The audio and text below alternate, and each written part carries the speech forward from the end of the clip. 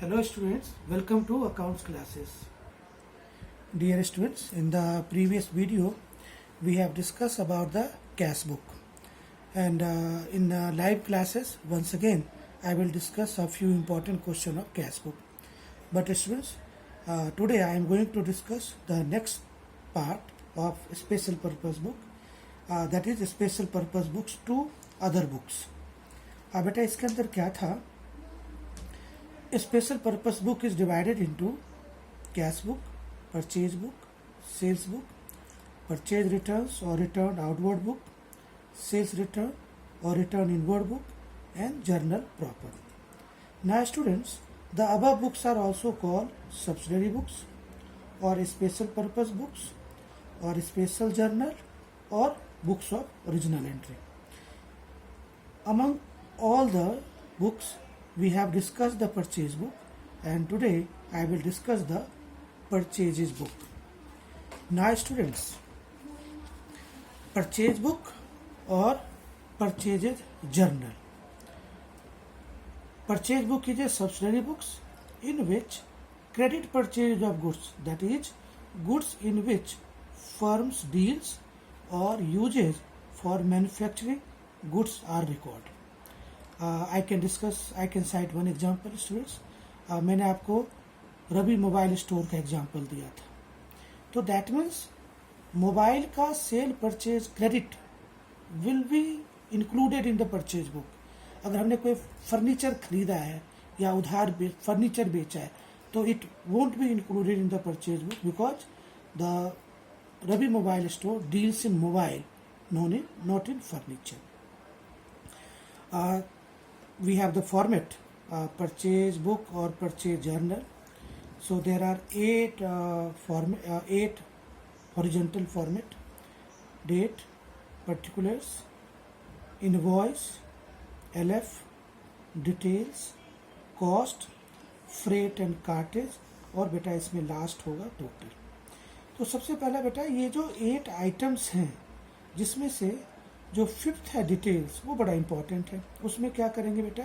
Details में अगर सबसे पहले मुझे लिस्ट प्राइस निकालना है, यानी क्वांटिटी इनटू प्राइस पर article, less trade discount, add expenses, freight, cartage etcetera, तो it would be total payable.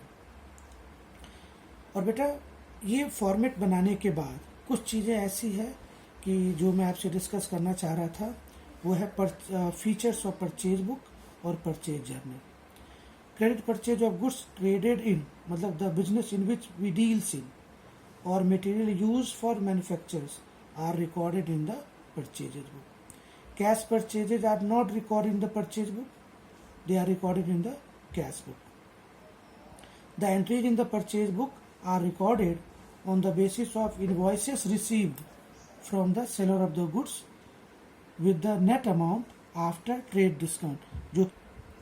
So now the entries in the purchases book are recorded on the basis of invoice received from the seller of the goods with the net amount after trade discount, जो कि मैंने आपको पहले बता दिया था बेटा. List price, less trade discount, add expenses, freight and cartage, total amount payable. Now students, based on this we have one question which I would like to discuss with you. See, from the following information of Messrs. Narayan and Company, Delhi, prepared the purchases book for the month of February 2020. तो बेटा यहाँ लिखेंगे date में 2020. February 1, purchases from Messrs. Braun and Company, Kolkata. 5 gross pencil at the rate of 1200 per gross. तो बेटा 1200 into 5, 6000. 2 dozen register at rupees 500 per dozen. तो बेटा इसका हो गया 500 into 2000, लेस ट्रेड डिस्काउंट 10%. तो बेटा मैं आपको बता दूं इसकी ट्रीटमेंट कैसे होगी, तो देख लो आप. In the books of messrs Narayan and company Delhi, purchase book, date, particulars, invoice number, LF, details amount. देखो बेटा 2020 फरवरी, जिससे मैंने उधार खरीदा था उसका नाम लिखा messrs Brown and company Kolkata. 5 gross pencil at the rate of 1200 per gross, 6000, 2 gross dozen 500 पर डजन 1000, ये आ गया बेटा 7000, लेस ट्रेड डिस्काउंट 10%, 7000 में 700 माइनस कर दिया और अमाउंट में लिख दिया 6300।